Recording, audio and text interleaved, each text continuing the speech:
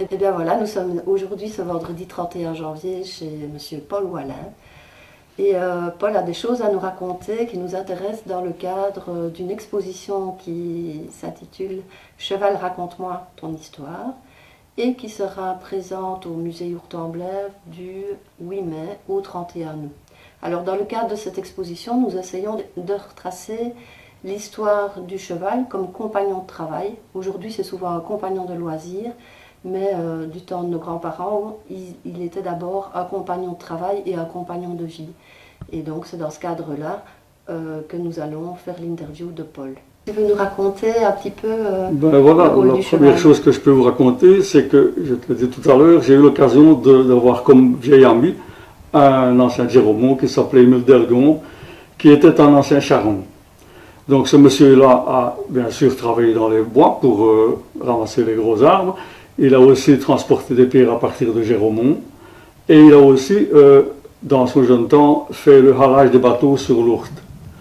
Donc on peut dire que c'est un des derniers haleurs sur l'Ourthe. Et je l'ai questionné de nombreuses fois et il m'expliquait qu'il a charrié des pierres à Géromont et qu'il venait les basculer ici, pas dans les pontons parce qu'il était trop jeune à l'époque, mais il est venu les basculer ici, tout près, dans les wagons du vicinal. Et avec ce qu'ils appelaient, il me disait toujours des clitiers. Et je viens de poser la question à mon ami André ici, qui sait bien ce que c'est puisque son papa était fermier. En fait, c'est un tombereau, donc c'est une benne basculante. Et André vient de m'expliquer que pour ne pas avoir des accidents, qu'il fallait équilibrer la charrette, le chargement, de façon à ce que la benne ne bascule pas trop vite. Mais ça, ils étaient habitués, donc ils basculaient la benne. Mais tout se faisait à la main. Tout se faisait à la main, c'est-à-dire le chargement se faisait à la main. Il était tout seul pour vider, donc il déchargeait les wagons avec la benne basculante. C'est une basculante rudimentaire, bien entendu. Voilà, ça c'est une chose. La deuxième chose, c'est que dans ma famille, j'ai toujours entendu raconter un événement qui s'est passé en 1917. Exactement, c'était le 14 mai 1917, à 1h de l'après-midi. Mon grand-oncle, c'est-à-dire l'époux d'une sœur de mon grand-père, d'Alfred Laï, a été tué au brigaton parce qu'il déchargeait, lui, toujours dans les pontons. C'est-à-dire qu'il venait chercher les pierres à Géromont et il les conduisait au brigaton, c'est à la sortie de Comblain, donc en direction de Poulseur, juste après les deux tournants en est.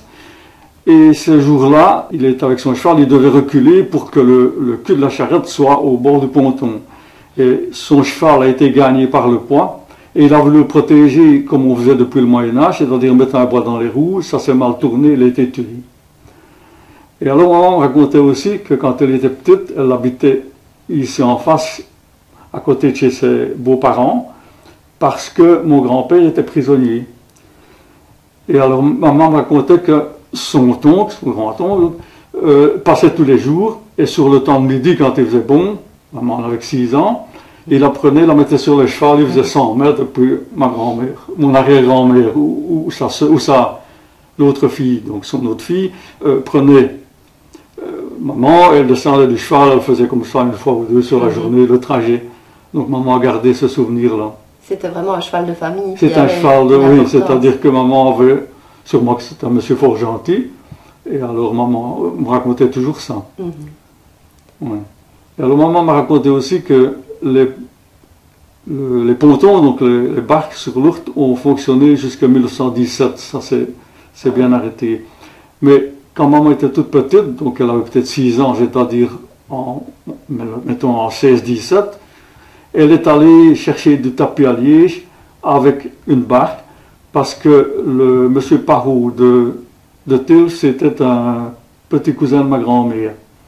Et alors il lui avait dit sûrement à ma grand-mère, ben viens vous mis Maria, et elle avait été allée chercher du tapis. C'est pour se rendre compte comment on fonctionnait à cette époque-là. Avec la barge alors? Avec la barge qui descendait au fil de l'eau, et un cheval qui retractait la barge pour remonter. Ouais. Ça, maman me l'a raconté plusieurs fois. On ne s'imagine pas qu'on pouvait partir d'ici à Liège, sur l'eau, simplement tiré par un cheval. Simplement tiré par un cheval. Ouais. Il y avait probablement le train, je suppose, que pendant la guerre 14-18, il y avait déjà le train le train roulait encore. Ben, mon grand-père étant prisonnier, ma grand-mère donc avait pris ce moyen de locomotion-là parce que c'était gratuit, quoi. Gratuit, oui. Et donc, ces trajets-là, c'était essentiellement pour les pierres ou bien il y avait d'autres marchandises? Il y avait une cabine pour les gens. Ah oui, d'accord. Oui. Mais il y avait autre chose que les pierres. Ah oui, ils avaient donc une partie couverte où les gens pouvaient se mettre et où ils mettaient des colis, etc. Oui. Et il existe encore un panneau quelque part, je l'ai, mais je ne sais pas où je l'ai mis,